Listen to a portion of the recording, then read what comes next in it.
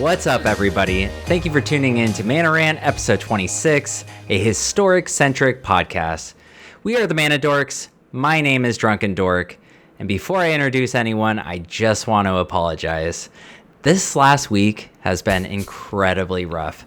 Like Apollo and Hoshi said, man, I've been working the streets, trying to get my finances in order, as far as secret layers goes, and it turns out working the streets as Garuk it really doesn't pay off. One, I have this ugly mug I have to deal with, yes. But two, when you dress up like Garuk and you sell yourself on the streets, you look like a crazy ass homeless person. So it really just it doesn't pay off. So I just want to say it to everyone. I'm sorry for not being here, but I'm back this week, feeling refreshed. Kind of got my secret layers finances in order. Everything is looking good. But I am not the only host here today. I am also joined by Hoshi, or as some conspiracy theorists would promote, the Reddit ranter behind all of the Reddit rants. What do you have to say to that? What's up, everybody? That is not true, and I'm going to write a Reddit post about how not true it is, actually. So. Yeah. And finally, Apollo. Well, actually, he died. Yeah, I'm not sure if you knew that, but yeah, Apollo died. What happened was I was reading this online. He was playing a dungeon in Final Fantasy XIV with his future fiance. Oh. I'm not sure if you knew this, but yeah, he had a future fiance. They were playing together. Yeah, yeah, crazy, right? He got so frustrated with their constant wiping. He took to his favorite pastime, which is autoerotic asphyxiation. Oh, no. And he just strung himself up right there. It was... Yeah, so you guys... That's terrible. No, I'm kidding. I don't know. That's probably all true. All of that stuff happened. He is not dead, though. First David Carradine, and then Apollo, Yeah. What else will you take from us, autoerotic asphyxiation? Stop it. But we are your hosts. We are here with a historic-centric podcast, and like every week, we go through the phases of magic in this podcast. And like magic, you start with your untap phase. So let's untap. Yeah, buddy. All right. What do you got, Hoshi? You always got some crazy-ass shit, man. You start. All right, so this week, nothing too crazy. This is Johnny Walker Double Black. So Johnny Walker makes, blended Scotch whiskey. So it's one of the lower tier-ish Johnny Walkers. I think like red is the lowest one, or at least the lowest that I've had. And red is disgusting. So usually above that is black. And so I'll drink black a lot of the times when I go out to bars and stuff because, they have it on stock.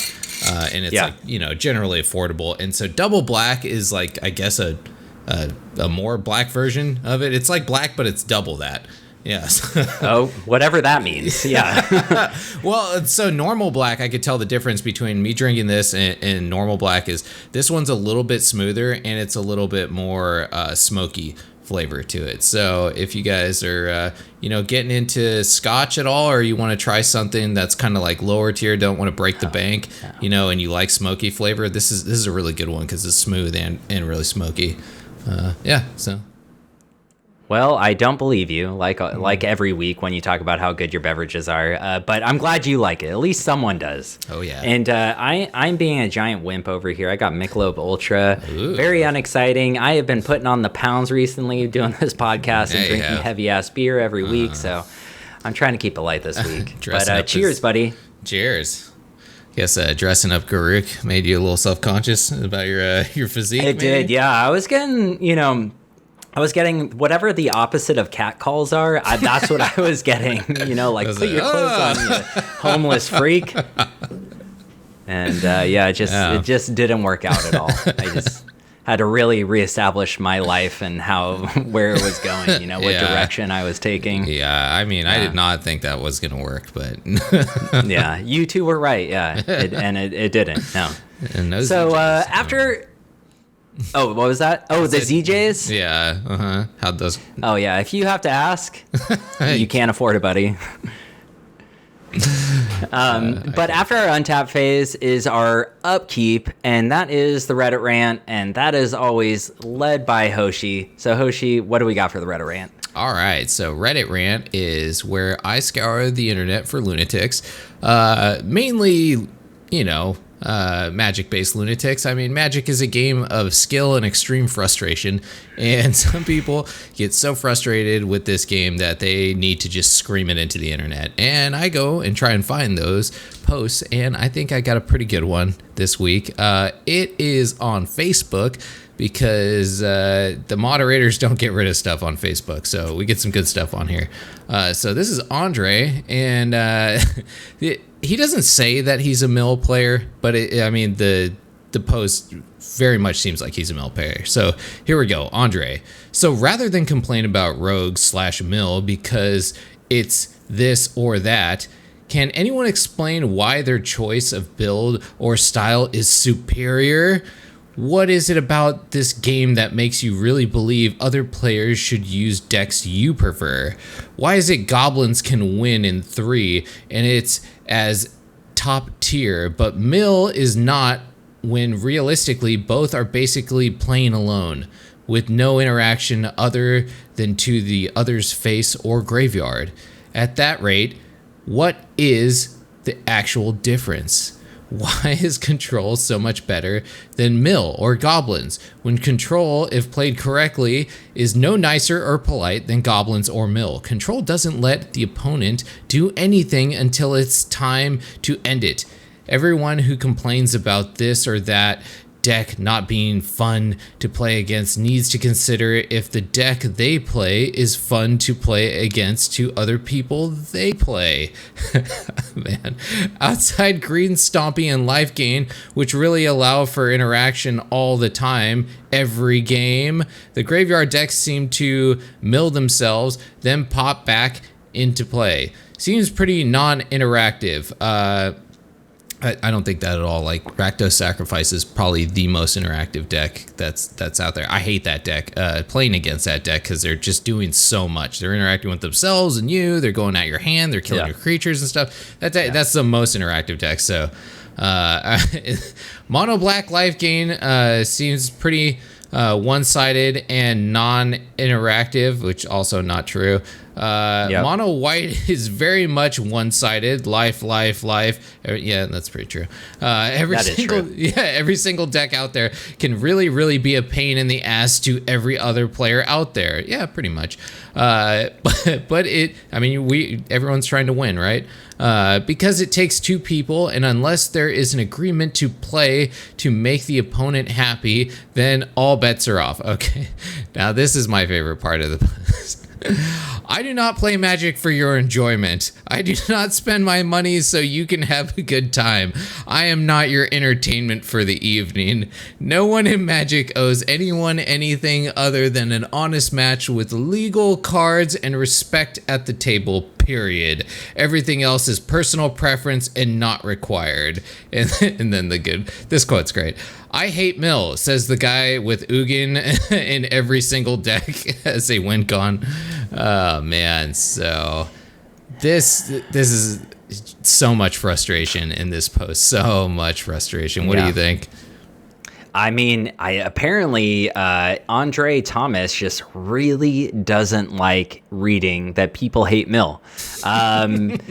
Because apparently Andre Thomas has like a massive boner for Mill. And, I get that. Mill is cool, but definitely incorrect on some of these. Like, yeah, there's a lot of interactions in a lot of these decks. And I think in Mill, actually, there is a lot of interaction in a lot of Mill decks. Like, when I play Mill decks, there's a lot of interaction with it. I think that's not what people get frustrated with. I think it's just like people don't like seeing their cards go to their graveyard, like they get grumpy about that kind of stuff. I will say this this person was correct on a few of these, though. Like, life gain, some of these, they don't have interaction. But like you said, Rakdos Sacrifice, mono black, like anything with black has interaction. It's almost impossible to find it. That's why I say Mill, there is interaction in Mill. It's just people aren't complaining about the interaction. They're complaining about the Mill aspect of it. And You have this you have guy to stall your player right? You have to stall your player to get him to be able to mill him, or you'll die. So if you don't return their stuff or counter stuff, then you're dead in mill. So mill's a difficult archetype to play, actually. Absolutely. Yeah, but I think a lot of people just their frustration with mill is they feel like the person's playing solitaire, right? Like they're not actually playing with you. Where that's not really the case, because if they were to just do that solely, then they would die to any aggro deck, right? They have to be able to return stuff and do those kinds of things. So they are interacting. It's just mill's not like that fun of a archetype to play against. But whatever, right? Like you were saying, it's legal, right? It's not even that good. It's not a tier 1 deck. No, I don't think in historic or standard are mill decks tier 1, right? So this guy just really can't stand anybody not liking the archetype that he's playing. Actually, mill is tier 1 in standard. Best of is one. it? But okay. Yeah, it is. Yeah. Yeah. But it's like Rogue's Mill. It has like alternate win conditions. Okay. You're not winning off of the mill. You're winning off of. You can win off the mill, but yeah, that's not just the only win condition with most good decks, right? It's not one win con. There's always multiple win cons. Yeah. Mill also has a massive downside to it, especially in historic, right? Because if you're playing against Uro and Croxa or something, like especially that Rakdos deck, if you start milling that deck, well, whoops, you're just doing that guy's job for him. So it's not. Thank you for putting my cat in the graveyard. Exactly. Oh, Croxa's in there and 5 cards. Sweet, I guess. Yeah. Yeah. So I don't know. I thought this was a good one. It is pretty funny because he was just basically like, fuck every deck. If you don't like mill, then fuck everyone and fuck everything, right? Yeah, that's basically what it sounds like. Yeah, agreed. All right. Well, that was Reddit Rant. So if you guys have a Reddit rant out there that you want us to go over, you find something juicy on the internet, hey, send it our way. That's it. Back to you. Cool. So after our upkeep is our draw phase, and that's basically where we just talk about what we've been playing in Magic this week. So Hoshi, what kind of formats have you been playing in Magic? So I've been just playing historic. I haven't touched anything else yet. Mainly I've been playing ranked. I haven't played ranked a lot, but I've kind of realized that the rank queue is more fair than the play queue, actually, which seems off. Because I play, like, I don't know if I've told you about how often I go second, which I go second like 95% of the time when I play the play queue, right? So I went back into rank to try and rank up, and I noticed, hey, I was going first every like once in a while, almost like a normal 50% chance of me going first, and my hands weren't getting like completely annihilated all the time. So I think there's way less fuckery going on in the rank queue as far as like, their algorithm screwing with whatever you're doing. Because when I play the play queue, dude, it's brutal on me. Like I'm going second all the time, and I'm getting no lands in my opening hand. That's not even supposed to happen in that kind of queue, right? Like crazy stuff is happening there. So I actually just started playing ranked more because I actually enjoy it more because my hand's not getting annihilated as much. So yeah, sweet. Yeah, I'm almost up to diamond, so that's it. That's all I've really been doing. What about you? What have you been playing in rank though? Oh, mainly elves. Actually, elves are a lot of fun. Yeah, they're really good. I mean, Collected Company just takes that deck to a different level, right? It lets you just persist past board wipes, and they have anti counters and stuff. So it's a really fun deck. You? Sweet. So I haven't been here in 2 weeks, so I want to rant real quick about the Omniscience draft, which was about 2 weeks ago. Oh, yeah. It's awful. I hated it. It's the worst draft I think I've ever played in my life. It's all about who goes first. It's all luck-based. It's very much like Hearthstone. Well, I shouldn't say that. Hearthstone has a lot more skill than Omniscience draft. Yeah. It's literally just whoever gets their bombs first. It was awful. I don't, if it comes back, which I'm sure it will, I'd say save your gold. Don't play it. It's not worth it. So that, and then I've been playing a lot of the historic. I've been climbing the ladder, playing a lot of elves too. Yeah, it's the same thing. Elves, and then recently I've been playing mono white light gain only because I had a bunch of had a bunch of daily quests in a row, and I always like to knock those out. And so I was like, okay, I have a bunch of white ones, so I'll knock those out. And I will say to that Reddit ranter's, to his frustration, there is little to no interaction. There is no interaction in that deck, actually. I'll say not little to no. There is none. And no. And there was a time, there were 3 games in a row where I got the Soul Sisters, but it wasn't that I just got one. So the first game I got 3 Soul Sisters. The second game I got 4 Soul Sisters, and the third game I got 3 Soul Sisters. Oh my god! And every time the people just conceded, because after that, when you play a card, you're gaining 3 life, and like it goes exponentially out of control, like in a moment. It's hard to come back from something like that unless you're playing board wipes and stuff. And luckily, those 3 times I didn't play anyone with board wipes. It's also super annoying to play against too, with the amount of like triggers that goes off. You're like, oh, come on. Yeah, no, I agree. Yeah. No, I completely agree. But yeah, that is what I've been playing. So yeah, after our draw phase, we go into our main phase. And this week we are going to talk about a couple more cards from Kaldheim. I'm sure everyone is sick of hearing about Kaldheim. You're all ready for this set to come out, but, we just want to give, our opinion on a couple cards that came out since last week that we think are going to actually make an impact, possibly make an impact in historic specifically. So the first card we're going to talk about is Crippling Fear. Mm-hmm. So Hoshi, why don't you read Crippling Fear? Sure. So Crippling Fear is a sorcery. It's a 4-drop, 2 colorless and 2 black, and it is choose a creature type.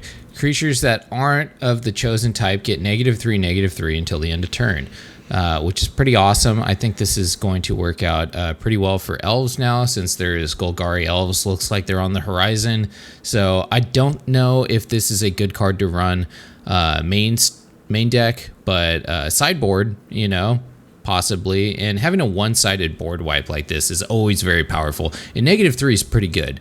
At 4 is decent. So I think this is a pretty good card that maybe not in best of 1, but in best of 2, I could definitely see this getting played. Yeah. So I'm skeptical on this card. I think in best of 3 it'll be a little bit better. So do you think this will fit in like an elf mid-range deck, like a elf mid-range style deck with like a little bit more interaction? Mm-hmm. Or is this just go into an elf deck into the sideboard? I'm just curious, what is your opinion? I think it's more of like into the sideboard in case you're playing against something like goblins or a creature focused deck, because if you're playing something against like control, this is a dead card in your elf hand that you don't want. So I think it's just much better in best of 3, but it could be very clutch in a best of 3 game. Okay, cool. Yeah, I mean, it does look sweet. I think this card looks great for Commander. I mean, I guess eventually we're going to see, like, it's all speculation, right? So at the end of the day, we don't know what the fuck we're talking about. We just like, yeah, this card looks fucking dope, and I want to make elves, or I want to do this. So yeah, I hope it does do something. Yeah. So unless you have anything else to say about this, I'm going to move on to the next card. Nope, next. Okay, so the next card is Arni, Broken Brow, and I'll read this one. It's a legendary creature, human berserker, and he costs 2 and a red. It has haste, and it also has boast, which is 1 colorless. You may change Arni Broken Brow's base power to 1 plus the greatest power among other creatures you control until end of turn.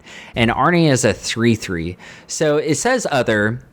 And in order to do the boast mechanic, you have to activate this by attacking. Mm-hmm. I actually think this card seems pretty powerful in a mono red style deck, because it is only 3 converted mana cost, and as long as you're playing out Bone Crusher Giants, which most mono reds play Bone Crusher Giant, attacking with this and Bone Crusher, you have a potential of 9 damage on the board, because it'll be 1 plus Bone Crusher's power. So it'll be a 5/3, which to me just sounds powerful for 3 mana. And it has haste. It's a great turn 4 play. You play Bone Crusher, turn 4, you attack with Bone Crusher, or you play this, play and attack with Bone Crusher and this, and then you do this boast ability. Holy crap, 9 damage. That's a lot. What do you think, Hoshi? Yeah, I think it's a pretty solid red card. The downside to it is that it is legendary, so I wouldn't run more than maybe 2 in your deck. Probably a 1 of, I think, because I don't think it's super powerful to the point where you would want to be running a lot of these. But yeah, I think it works out really well with like Bone Crusher and Annex and all those kinds of decks. So in like a creature-based, like Embercleave type, mono red aggressive deck like that, this slots into it very well. I agree. I think 1 or 2 it would be a good place. I think more on the side of 2 maybe. I wish I had infinite. I wish we were paid. We were paid for doing this kind of content, or at least given like magic stuff, because I would love to just have all these cards and mess with them. But I have very limited supply of rares and mythics, so we can only do so much. But yeah, I agree. Like 2 of these would be great. So the next card is going to be Orvar, the All Form. And Hoshi, you want to go over this one? Sure. So he's a 4-drop, 3 colorless and 1 blue, legendary creature shapeshifter. So it is a changeling, which means it's all creature types. And whenever you cast an instant or sorcery spell, if it targets 1 or more other permanents you control, create a token that's a copy of one of those permanents. So this applies to lands and everything. So that's crazy. And then the next part of it, if that wasn't good enough, when a spell or ability an opponent controls causes you to discard this card, create a token that's a copy of target permanent. Just anyone, not yours, your opponent's, whatever. You can create a copy if you discard this thing. And it's a 3/3. Wow. This thing is absolutely insane, I think. What do you think? I think it seems very powerful. I think the art looks dope. He has some tentacle monster with him that he's like stroking. I don't know what's going on here. It's pretty terrifying looking though. It's the beginning of and I don't know. I don't know if it's going to make an impact in Historic at all. Like, I do think it's really powerful. Like most of the cards in Kaldheim, I think it's more, to me, it looks more like a commander card, which I'm not a problem, which I have no problem with because I fucking love commander.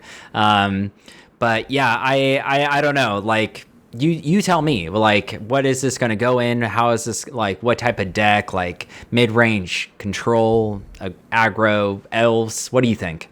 Man, it's hard to say. So it's got to be instants or sorcery that target your stuff. So something like the Sprite Dragon deck, where you're targeting it with like buff spells, something like the Wizard deck, where you're blue-red. Like blue-red, where you're buffing them up. Not only are you buffing them up, but then you're making copies of them at the same time. And so if they're haste creatures like the Sprite Dragon deck, oh man, boom, boom, boom, boom, boom, right?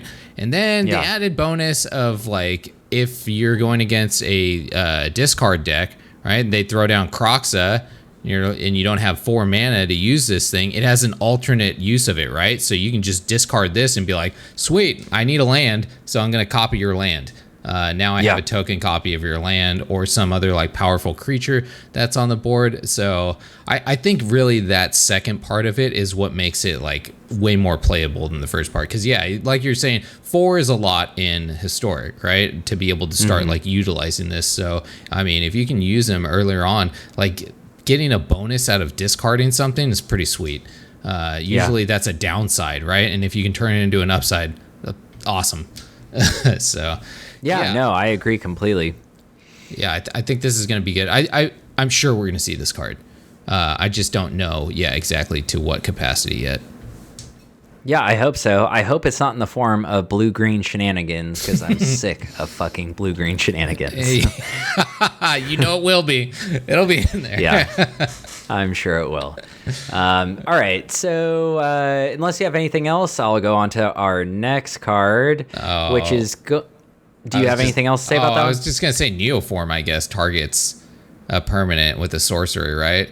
So this would probably double Neoform. up. Yeah, this would probably double up Neoform. Whatever you would sacrifice, you would get a copy of it, I assume, right? Oh, my God. Does Neoform target, or is it just a sacrifice a creature? I'm not sure at this point. Let's look that up. Let's look that up because, no, that's interesting. Yeah, that will definitely work with that great if it targets. Okay, here we go. As an additional cost to cast this spell, sacrifice a creature. Okay, so not target. Yeah. That would be amazing. That would have been insane. Yeah. That would have been insane. Okay, that's probably better that it doesn't. Because Neoform, it's definitely better. Neoform is already pretty. Is already a scourge. It is a terrifying card to play against. Like, what's funny is I see it in Commander all the time. I've been playing a lot of Commander recently, and and people are constantly playing Neoform because it's just such a powerful card. It's Birthing Pod, right? But it's the instant version of it. Sorcery. But it's or sorcery version of it. Yeah, it's really good. Yeah. Next card. All right. We have what is the next card? It is Doomskar. Is it Doomskar? Yes. Yeah. Doomskar. Yeah. So I'm gonna read this one because I am super excited about this. So it's Doomskar. 3 white for a sorcery, and it says destroy all creatures. That doesn't sound exciting. No. But it has Foretell 1 white. So 3 mana there. So basically, if you foretell this card, turn 2, you can cast this on turn 3. A turn 3 board wipe. This is phenomenal with like almost no drawback besides, paying the 2 ahead of time. I absolutely love this. I think this is going to slot into, I think out of all the cards from Kaldheim, me personally, I think this is going to see the most play, one of the most plays, just because like it's so accessible. You'll see it in Bant. I think Bant is going to make a comeback because there's some really good like green and blue control things. I think Esper, blue-white control, and pretty much any control package is just going to run this in Historic because it's it's amazing. 3 mana board wipe. There's almost no way to get rid of it out of exile too if you foretell it. So what do you think, Hoshi? I don't think Bant is really going to use this that much because Bant usually likes to be doing stuff like Growth Spiral and all that kind of stuff in its earlier stages of the game, right? That's true. They usually don't have a problem, getting their board wipe out, or at least with Wrath of God, right? Getting to 4 mana is usually not a problem because they can ramp. But with Azorius control, this is definitely going to slot in there. Where that's a main problem with Azorius control, right? Is they can't ramp, so they just have to sit there and wait until turn 4, and they might end up dying before then. So there's sometimes in Historic where things are going bonkers, and they need to Wrath on turn 3, especially if you're on the draw, right? With Azorius control, they're in big trouble at that point against an goblins. aggro deck.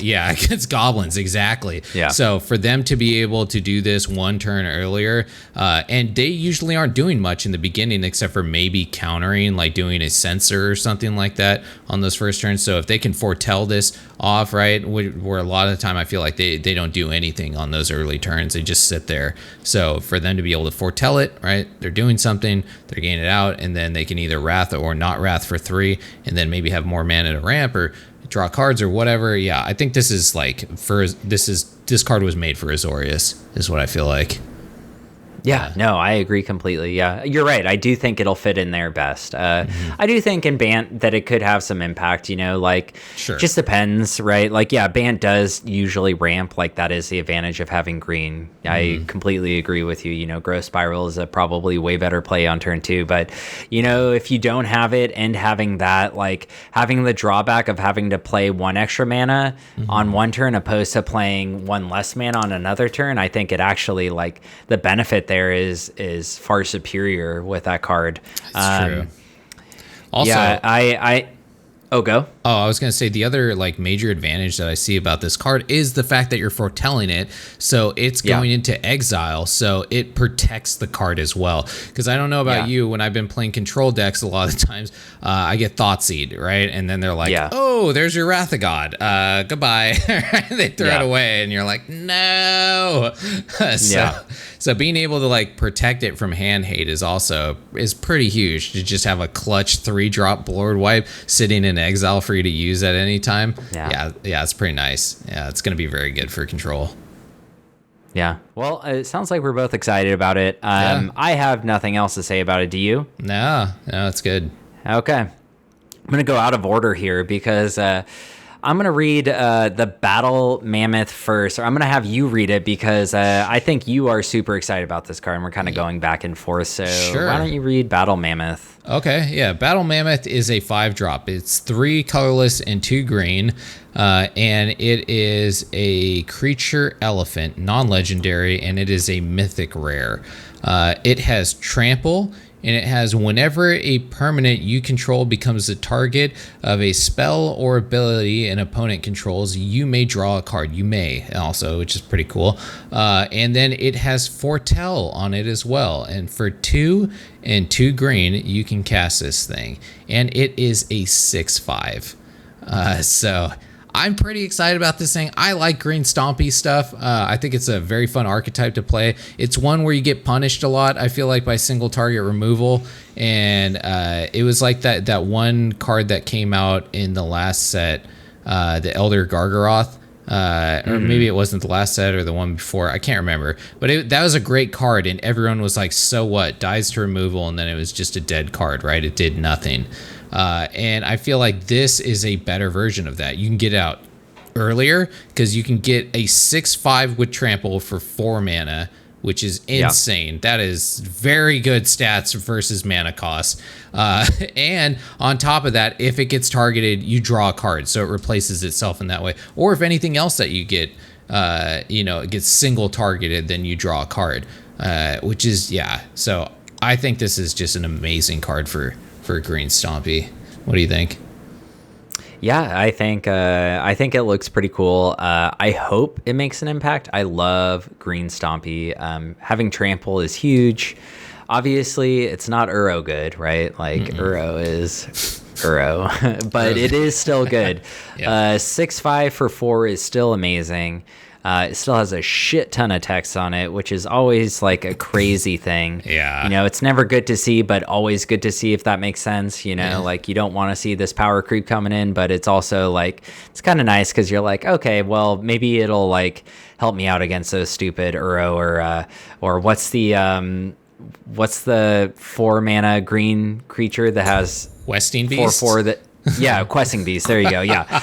At least it'll give me something against Questing Beast, So I think this card's pretty good. Like, having card draw tied to a card is always a good thing. Especially when it comes to targeted removal, because I think that's your biggest problem with mono green stompy. It's board wipes and targeted removal. So good choice, definitely. Man.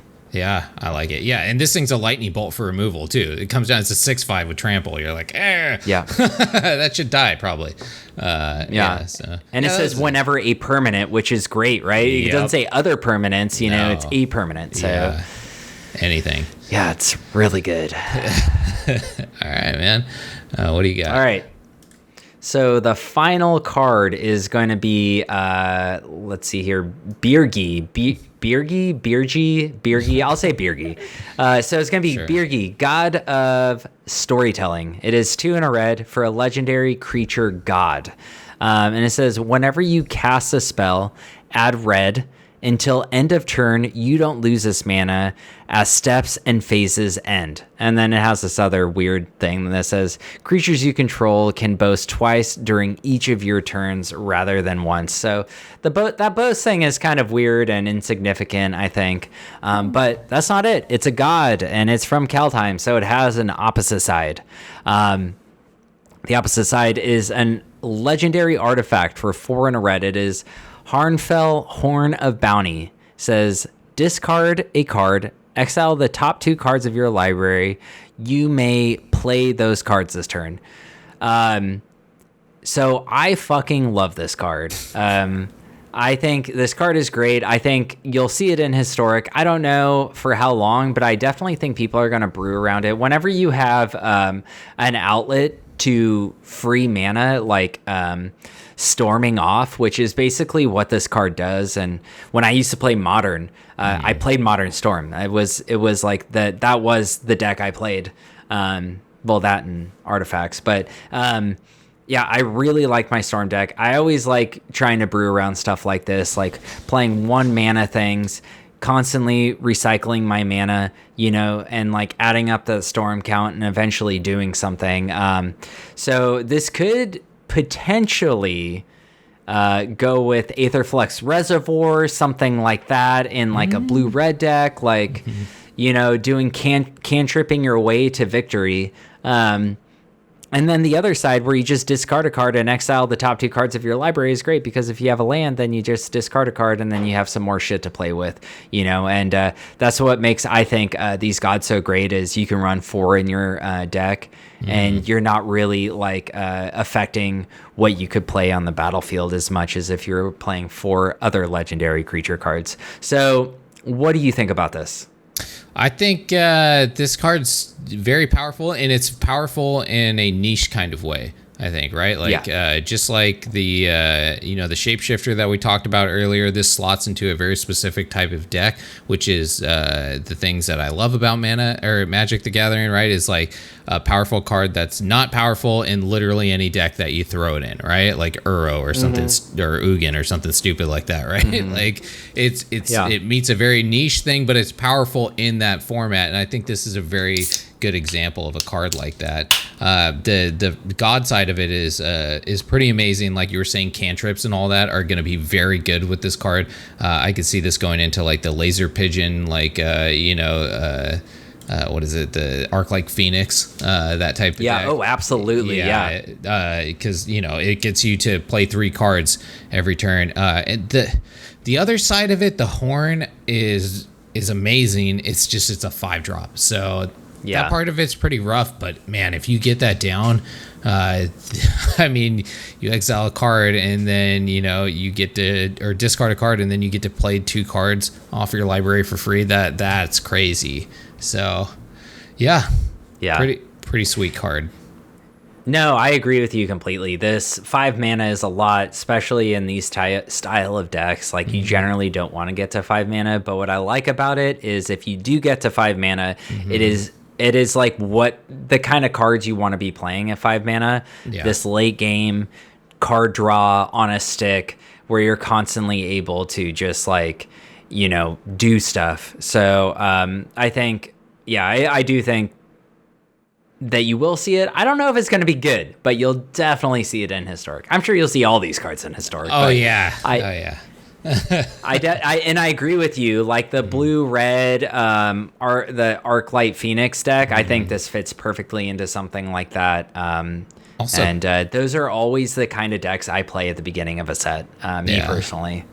1,000-Year Storm too also would really take advantage of this really well, right? It would go crazy in that deck. I mean, that deck is pretty much wins. It would be win more maybe in that deck, but I don't know. Maybe it can ramp you up to getting 1,000-Year Storm down too. So, excited. Well, you thought maybe we were done with Kaldheim, but no, we're not fucking done with Kaldheim, because we're going on to combat. And this week in combat, we're talking Snow, Foretell, Boast, Changeling. We're talking about all these new things coming into Historic and Standard, but mostly Historic, and how they're going to affect Historic. Like, is Foretell going to be good? Is Snow going to be good? We don't know, but we're going to give you our opinion, which is probably worth absolutely nothing, and we're going to give it to you anyway. So, Hoshi, let's start off with Snow. Snow is coming into Historic. I have a little bit of a deeper question about this for you, but with this coming into Historic and Historic having access to the Historic anthologies, do you think that, one, do you think this is going to have an effect in Historic? And two, do you think that with the anthologies, they're going to start bringing more of snow cards in? Because now it is just a thing, right? They can add in like scrying sheets and like these other great snow cards. So what is your opinion on this? Orb, I hope not. So I like that they brought snow in. It's fine. I think the way that they did it right now is okay, right? Snow is like one of those weird things that's in Magic where they've only printed it in a few sets, and it has some crazy powerful cards out there that are problematic, I feel like, because they were rarely printed, right? They were very niche sets, so it was hard to get those cards. So it's nice for like those people that are playing those older versions that want to have access to snow, that it's going to be more affordable now. Now, I hope they don't bring those cards into Historic, because I feel like a lot of them are too crazy right now for the power level that Historic is at. So I hope not. Like what is it, Winter's Orb, or one of the ones that locks down everything besides snow permanents? I can't remember. I don't know. Yeah, I'm not sure. It could be Winter's Orb. I'm not sure. Or Frost Orb or something like that. There's one that like locks down basically everything besides snow permanents and doesn't let them untap. So stuff like that, I don't know if they should bring it in. But I like that they did print one card at least that was anti-snow, which was Raidan, God of the Worthy. And she has snow lands your opponent's control enter the battlefield tapped. Now that's not a huge debuff to snow, but it does prevent people for just running snowlands for the fuck of it, right? Because people might just run it in their deck because they're afraid of whatever the anthology cards that they could end up bringing in, where this would possibly punish them for doing that. So I felt like they should have maybe done one more card besides this god that had an anti-snow thing in there, right? Like they should level stuff out pretty well in R&D. I think that's one of the great things about Magic is when they introduce a powerful archetype like snow, they introduce like a counter to it, which writing, I guess, is the one attempt at that. I haven't seen anything else unless you've seen any anti-snow stuff besides. No. Right. Yeah, that's about it. Yeah. I think that's like the first anti-snow thing they've actually printed. Yeah. So here's a question then. Mm-hmm. Do you, going forward, say you make Golgari elves, are you going to run snowlands in them just for the case of like maybe like a snow sideboard or potential to get something out of your opponent's hand, or no, because you're afraid of this Raidan and it might just like shut your snow, your lands down or something like that?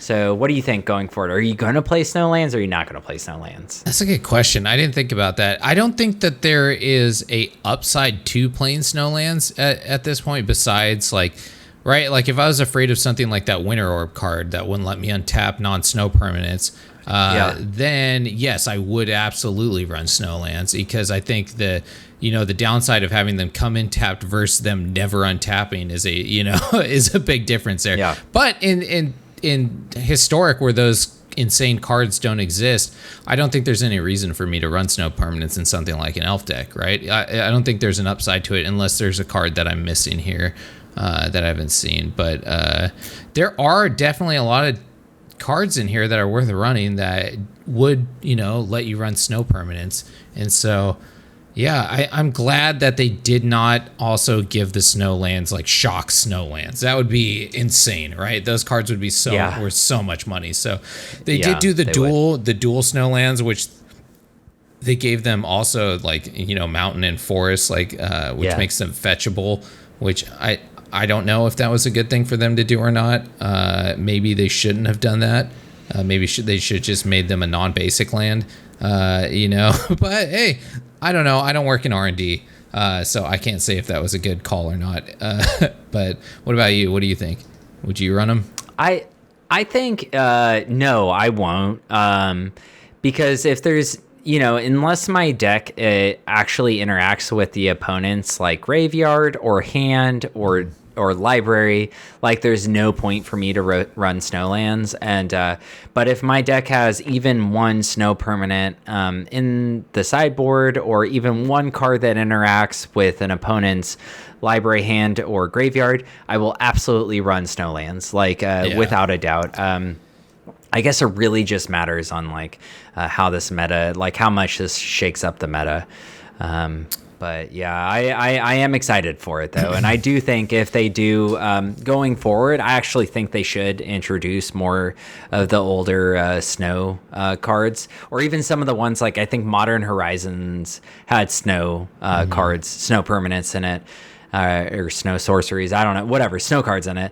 And so like going forward, if they're going to introduce cards, like I think it would be good, you know, like make snow meaningful, you know. I do think that like I like it when Magic introduces something and then they make it meaningful. Like snow didn't seem meaningful for a long time because they only had like a set or two that had snow permanents, and then, you know, and then they had Modern Horizons, and now they have this. Now it does seem meaningful, right? So yeah, I think I hope they introduce it. Let's not introduce the shitty cards that lock out your entire fucking deck, you know, because then that's just boring. Yeah, it's true. Yeah. Do you have anything else to say about Snow? No, I'm just kind of excited to see how it turns out. Snow is one of the ones that I've looked into like the least in this set, so I'm really not too sure in how it's going to play out in Historic. Unfortunately, I feel like I should have looked into it a little bit more. But I don't think it's going to have that big of an impact. I mean, just by looking at the cost of the snow cards are not, I'm not seeing any of them go for a high price. So that alone is telling me maybe they're not super powerful, but we'll see. Yeah. I think it makes more of an impact in like mono-color decks. So that's what I'm thinking we're probably going to see it in, is like mono black, mono red, mono white, something like that, you know. Definitely mono black with that necromancer guy. That card is crazy powerful. Yeah. So. Yeah, it's pretty good. Mm-hmm. All right, so our next ability, or not ability, mechanic. There we go. Jesus. Our next mechanic is Foretell. And Foretell is, I think, an incredibly powerful mechanic. Also, not for every style of gameplay, though. What do you think Foretell is going to add to Historic, if anything? Oh man, I think Foretell is just all around amazing. Actually, the fact that you can get something out of your hand. So it's kind of like the Adventure Zone. If anyone, has played adventure cards before, like, Bone Crusher Giant, where you would cast a spell, right? And then it goes into the Adventure Zone. So it's an exile, and then you can play it whenever you're allowed to play it, right? So Foretell is like that, except you can't see the card.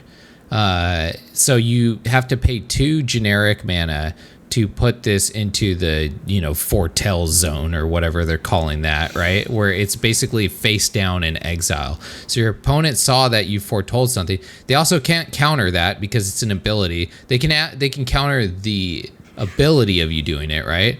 But they can't actually, like, it's not a spell that you're casting at that point. So they can't, like, counter target spell of you putting it in the Foretell zone.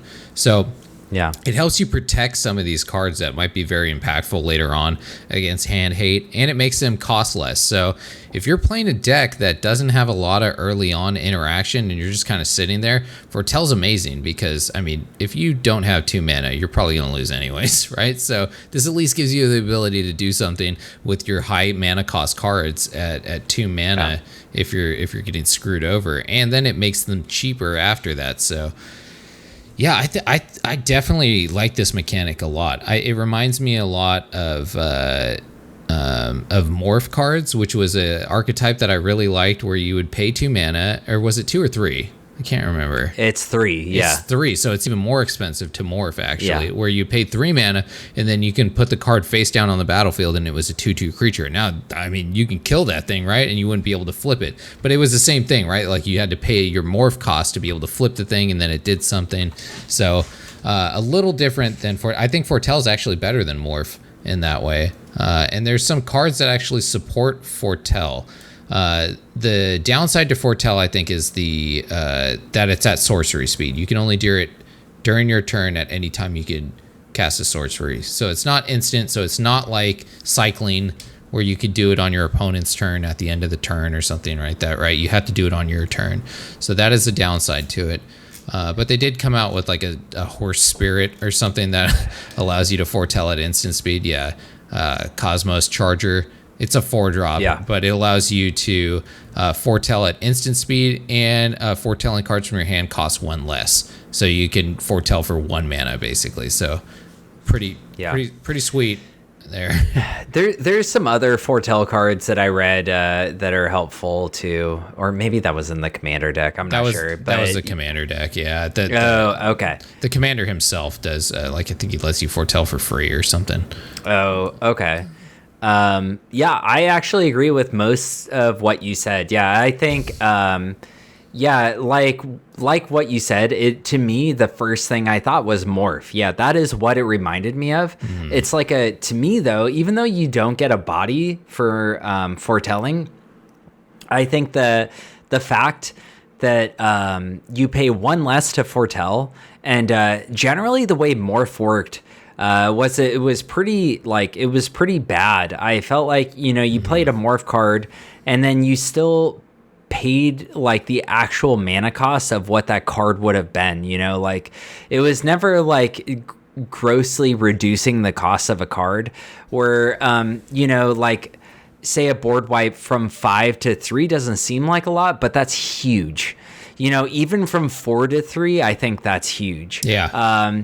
The fact that you can play a board wipe at 3 at all is like an incredibly powerful thing, and I really do think that like Foretell looks amazing. I don't know if we're going to see it in like aggro strategies so much, but I think mid-range and even more so control, Foretell is really good. Like there's stupid cards. Like I think this is like one of the this is one of the greatest names for a card I've seen. Saw it coming. It's a counter spell.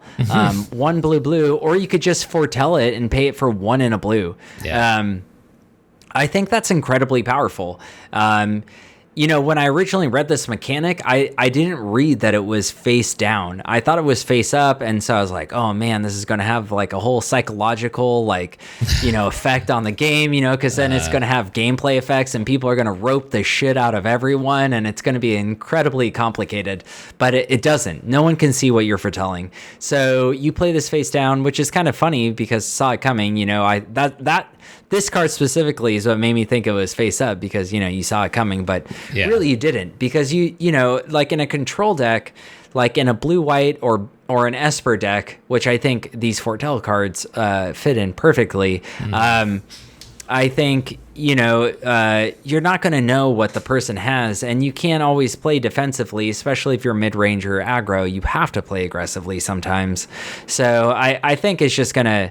I think it's going to shake up the format. I think out of all of the things introduced, all the mechanics, I think this one is probably going to have the biggest impact in Historic, personally. What do you think that, or do you disagree? I know. I completely agree with you. I think this is by far the strongest mechanic that's being introduced into the set, and specifically with a lot of the cards that they introduced with it. They could have made it worse, but they and I think they did it in a smart way. Maybe they learned a lot from their whole like companions fuck up, where they introduced that, and they with the whole companion zone and all that, they really screwed that up. This is kind of like the reverse of companion, right? Where you have to like pay to get your companion out of the companion zone into your hand. This is like the opposite of that, right? Where you're like paying to put it into the that zone where it's protected and they can't see it. And I really like the fact that if they look into your hand, they still can't see that, right? It's face down in exile. Yeah. So there's no way for them to see that. It's completely protected while it's in that zone, which is really cool. And makes it, I think, that much more powerful. So, yeah, I'm really excited for Foretell. I think it's going to be really good for control strategies, actually, which I feel like are lacking a little bit right now, because aggro doesn't really take advantage of that, right? What aggro wants to do in its early turns is just shit out cards onto the deck or just deal face damage, right? So they don't want to be foretelling stuff early on in the game. That's something that control is going to want to do. So. Yeah, I think it's going to be a very strong control mechanic. So that's a perfect segue because our next mechanic is boast.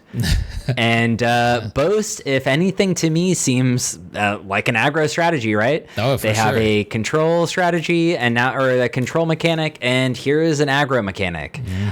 Boast basically is when you attack, pay X or whatever the card asks for, and then you get an ability with that. You don't have to deal combat damage. Yeah, only when they attack. So Yep. I think this works perfect in an aggro strategy. I don't think this is going to make a huge impact in many decks.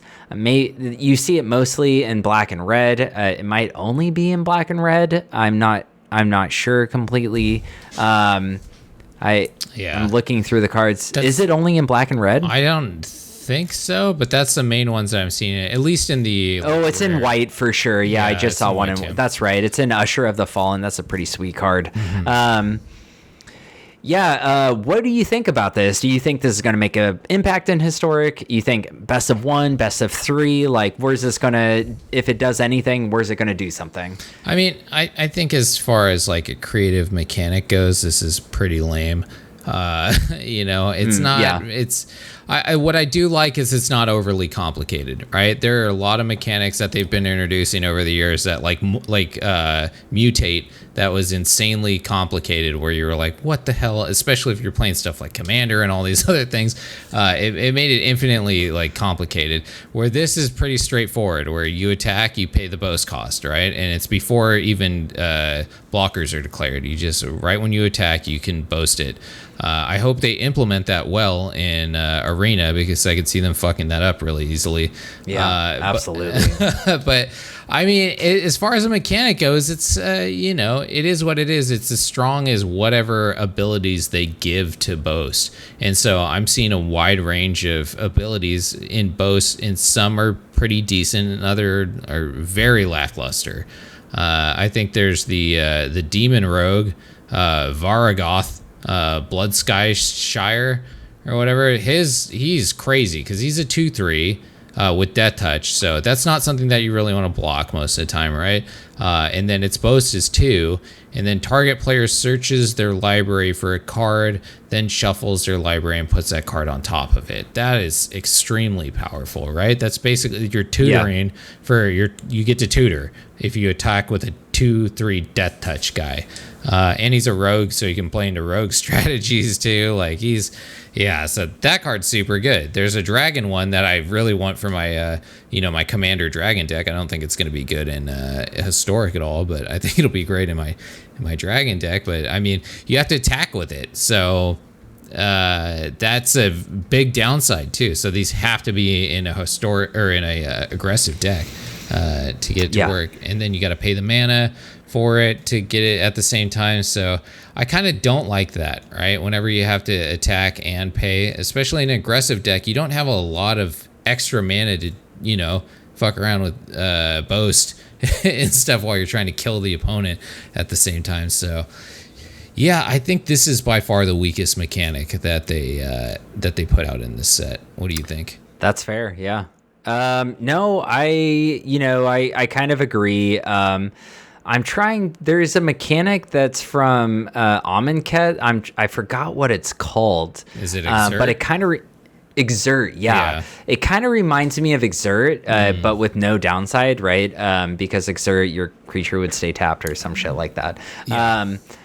And I agree 100%. So the first time when they introduced Amonkhet into Arena, they didn't they go through the phases, and and Arena is very handholdy, right? Which is great. But I went to go exert my creature, and it just wouldn't let me. Yeah, I ran into that. You've run into that too? Yeah, I ran it. That's what made me think of that, was because you have to declare it at the attack phase, right? And they did explain it when they released Amonkhet, so I lost a game actually because I wasn't able to exert my creature properly when I was doing a draft. I think the downside to exert is that it doesn't untap, but it was free, right? There was no mana cost associated with it. You could just exert it. Yeah. Oh, your camera just went crazy. Yeah, it did. So there was no downside to it. Where this one you have to pay, or there was no mana cost with it. Where this one you actually do have to pay a mana cost, right? Which is a huge downside in an aggro deck where you don't have a lot of mana available to you. I think. I think it would be better if it was Exert, honestly. So this is, I agree a little bit with what you're saying, but I also like, there are cards like, have you seen Usher of the Fallen? It's a 1 white mana, 2/1, and it has boast, 1 and a white. Create a 1/1 white human creature token. So this is like really good, and I feel like in a white weenie deck, especially when you're running out of things to do, you dump your hand. This is what makes boast a good. It's a mana sink essentially, right? Yeah. Like like that's what aggro does, right? That's what makes like these effects, these abilities on cards, like so these mechanics on cards so powerful or so good is because like once your hand's dumped and you're not drawing cards and you have nothing to do, at least you have something to sink your mana into if your creatures are still on the battlefield, right? Yeah. And so I actually like it. I don't know if it's going to make an impact. Actually, no, I agree with you completely. I don't think it's going to make an impact. I don't think it's the worst mechanic here, but I do think that it's not a super powerful mechanic. I think the mechanic itself is fine. I'm just not impressed by a lot of the abilities that they're assigning to boast, right? Like Foretell is amazing. Just the mechanic is amazing in itself. Then it reduces the mana cost of things, right? This is the exact opposite of this. It's like tacking on a mana cost to doing stuff while you're attacking. And then the only payoff to that is how good of that boast ability. How good is that boast ability, right? And I'm not seeing anything super crazy in these boast abilities besides the guy that does a tutor through your deck for something.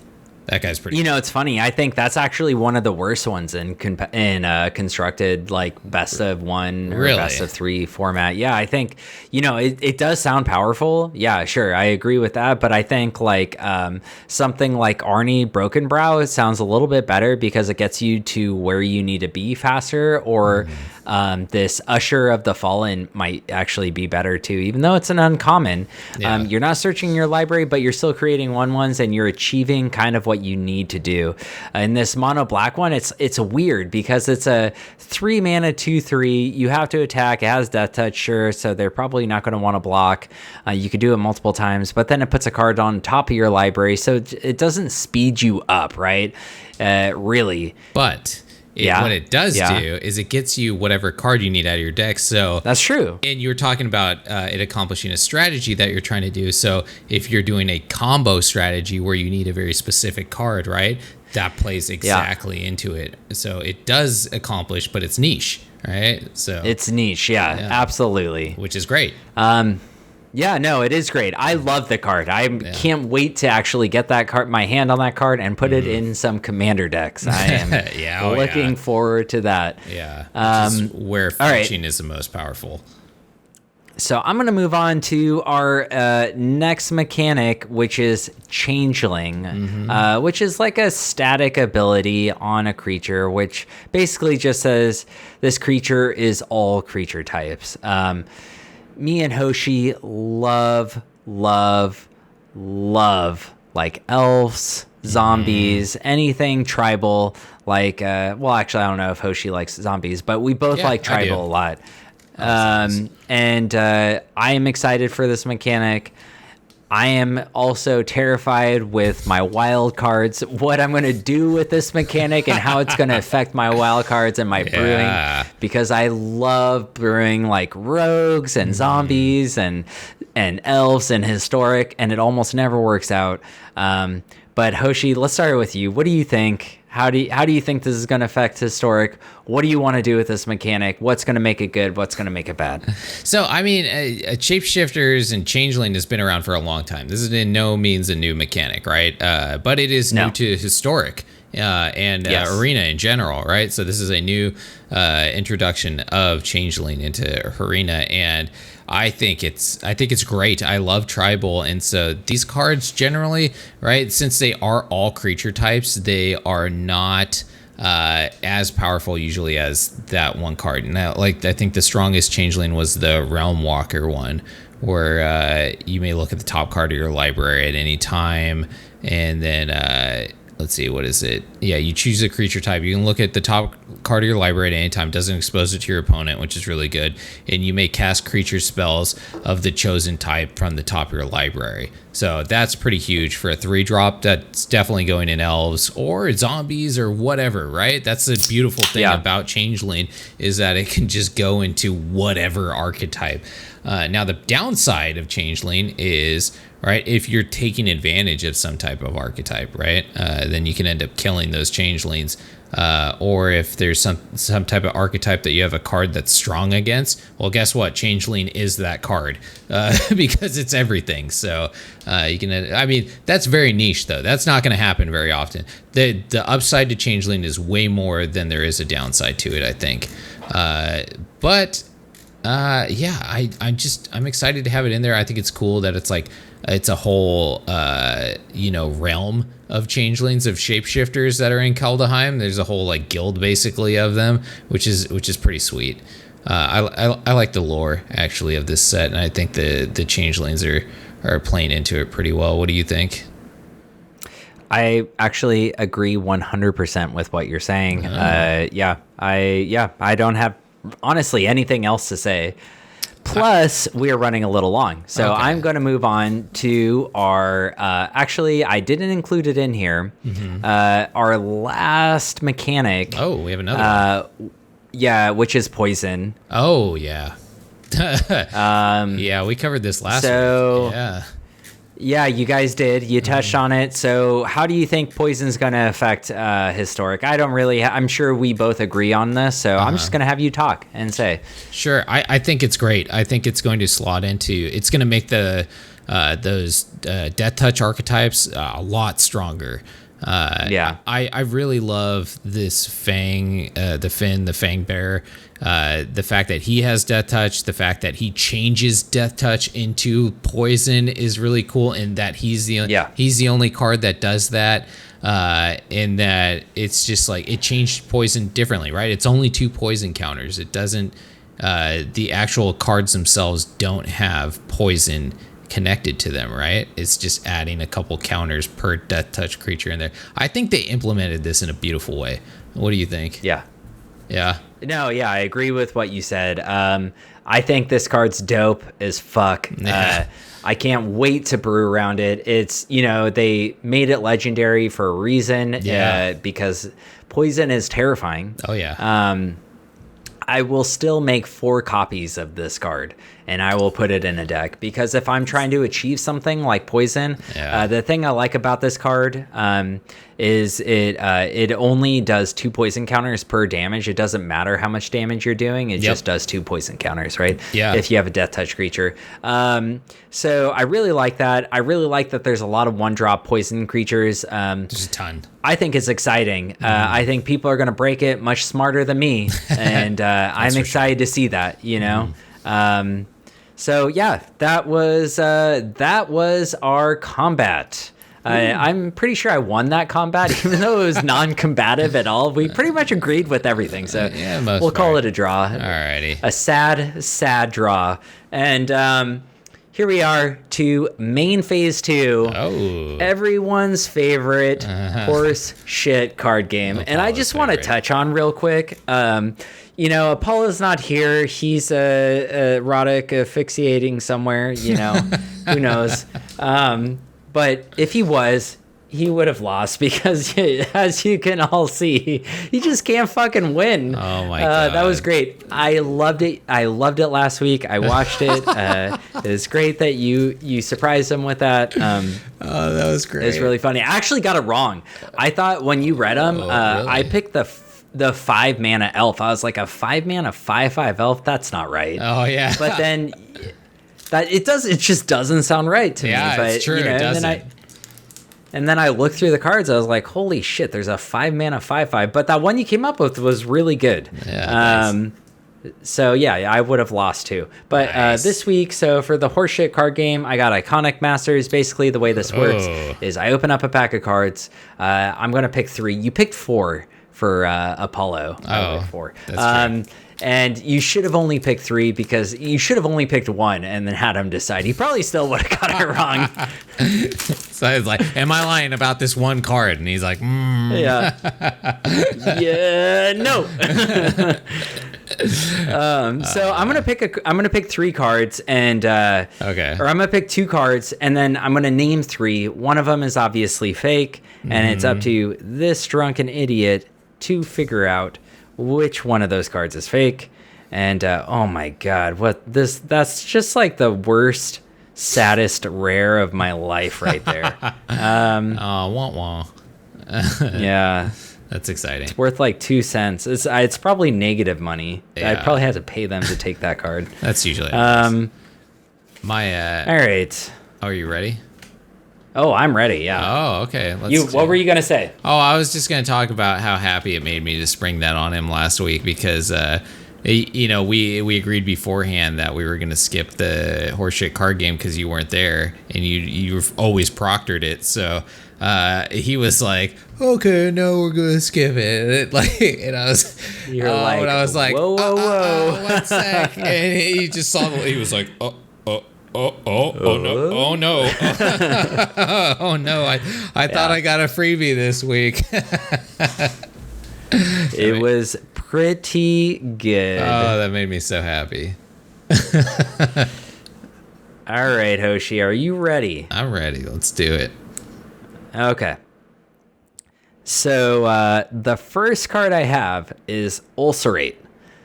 It is a single black mana.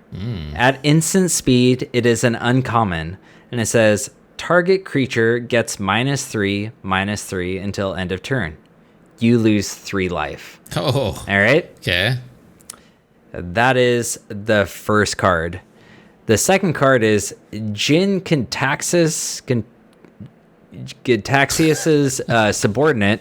It is 4 and a blue, but it's one of those what is it called, the Phyrexian blues, so you pay 2 life. Okay, Yeah, it's a Phyrexian man. it is a creature cleric at common. It has flying, infect, and it is a 2/2. Jeez. All right, the last card is Earth Elemental, 3 red. It is a creature elemental at common, and it is a 4/5. Okay. Those are the 3 cards. What was the last one again? Okay, one more time. It's creature. Earth Elemental, 3 red. Yeah. Creature Elemental at common at 4/5.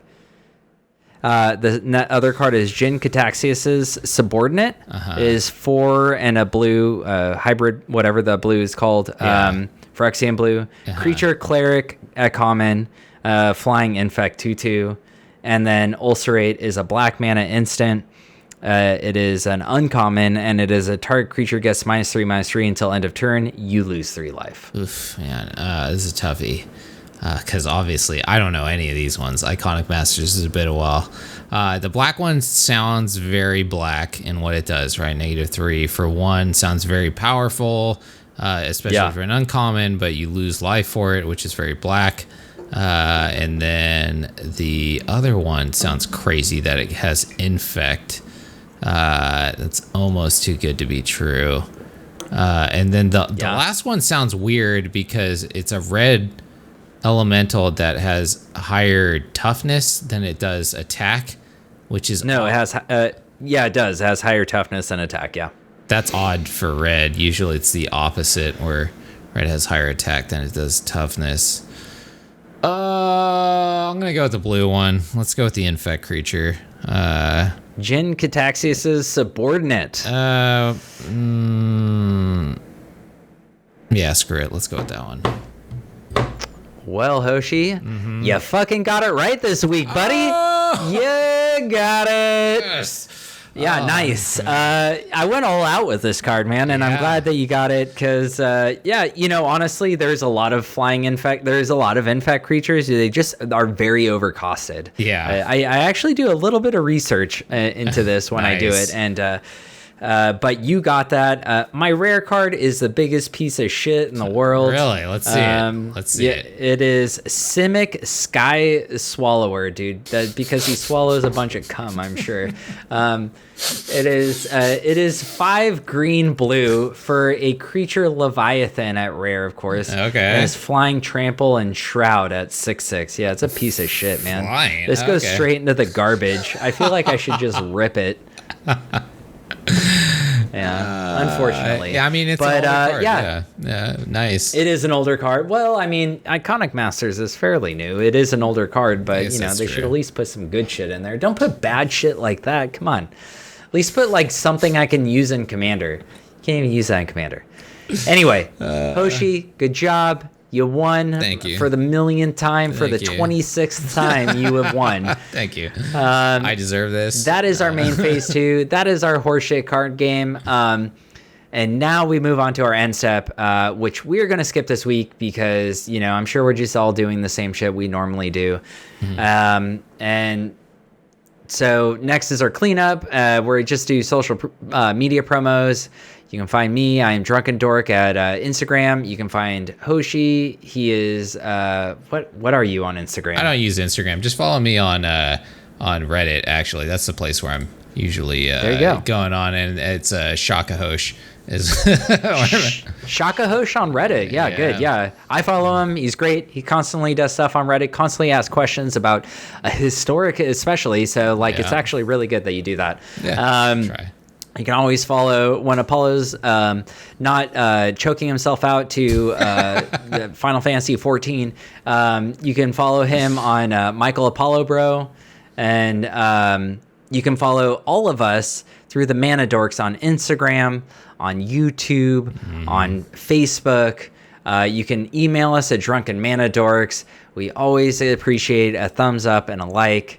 And then, that's it for our cleanup. Now to our favorite part, the discard phase, where we drink the rest of our beer. This is my 3rd beer. And I literally opened it just now. So I'm going to, nice. Yeah, this is not good, but, this was fun. Cheers, buddy. Yeah. All right. Cheers, guys. See y'all next week.